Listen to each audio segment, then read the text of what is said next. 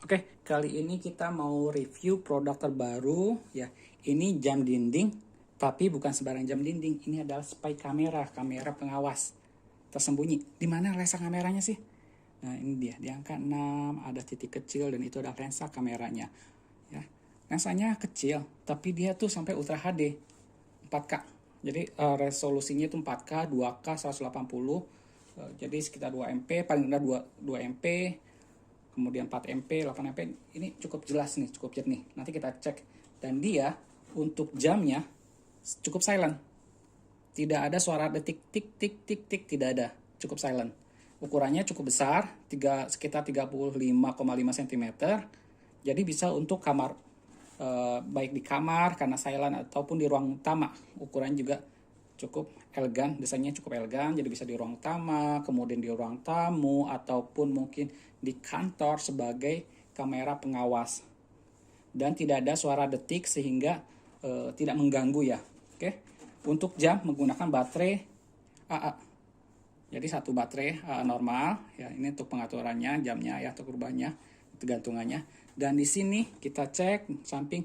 Nah, di sini ada slot micro SD untuk memorinya. Ada micro USB untuk power, jadi bisa dicas. Jadi si kamera ini menggunakan baterai, di dalamnya ada baterainya, kemudian ini bisa dicas.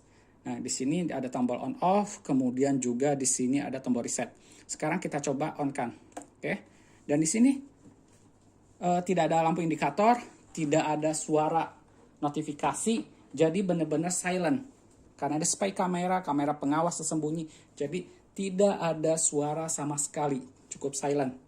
Nah, sekarang kita setting ke aplikasi ya, menggunakan aplikasi Lookem. Kita buka aplikasinya.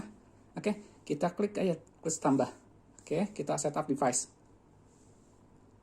Nah, kita diminta untuk membuka WiFi di handphone. Jadi kita buka WiFi dulu. Oke, pengaturannya. Tunggu beberapa saat. Nah, kita tunggu ya. Tadi kan kita sudah nyalakan kameranya. Kameranya loading. Nah, ini dia. WiFi-nya sudah muncul. Kita hubungkan. Sudah terhubung. Ketika sudah terhubung, kita kembali lagi ke aplikasi. Dan ketika kita buka aplikasi, otomatis di sini ada notifikasi. Kameranya ditemukan nih, kamera atau ditemukan nih device. Nah, ini tadi sesuai WiFi yang kita hubungkan. Di sini apakah kita ingin menyambungkan ke internet atau tidak? Di sini saya tidak dulu ya, jadi cancel. Oke, ini kita device online. Dan di sini ada notifikasi apakah ingin merubah password atau tidak. Untuk password defaultnya 123456. Di sini aku tidak cancel dulu. Nah, ini gambar jernih. Ini kita bisa miringkan untuk full. Oke. Nah, di sini kita lihat resolusinya 4K. Bisa dipilih sesuai dengan kecepatan internet yang digunakan. Jadi 4K, 2K, 180. Jadi biasanya dia akan otomatis bisa diatur nih resolusi gambarnya. Jadi semakin cepat internetnya, kita bisa menggunakan kualitas terbaik. Tapi ketika internetnya terbatas, mau tidak mau kita harus menurunkan kualitas. Jadi tidak ada sistem buffer. Oke. Di sini nih.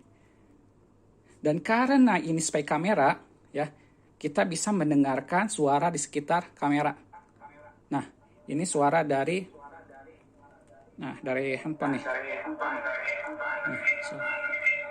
Jadi ketika kita orang di sekitar berbicara, itu si kamera akan mengirim suara tersebut ke aplikasi. Kita bisa mendengar suara sekitar. Nah, karena ini spy kamera, kita tidak bisa mengirim suara. Jadi kita coba nih. Kita tekan, kita mic-nya.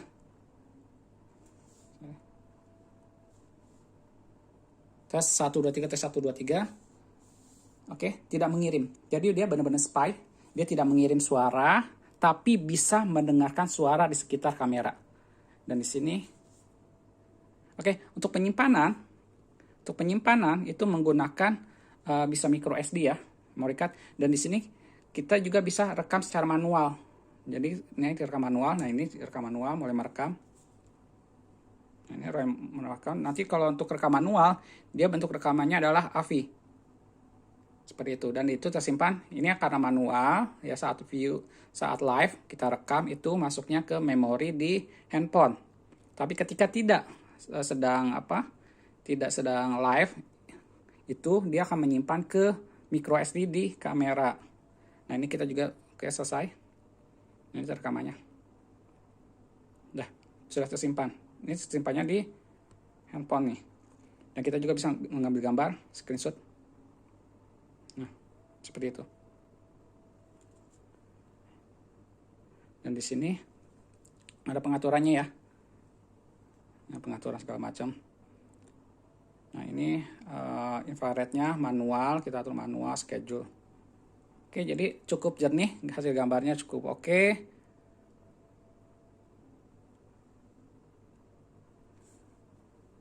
Nah, ini dia. Kualitas gambarnya bisa diatur, resolusi gambarnya bisa diatur. Ini jernih banget sih ini. Oke, itu aja.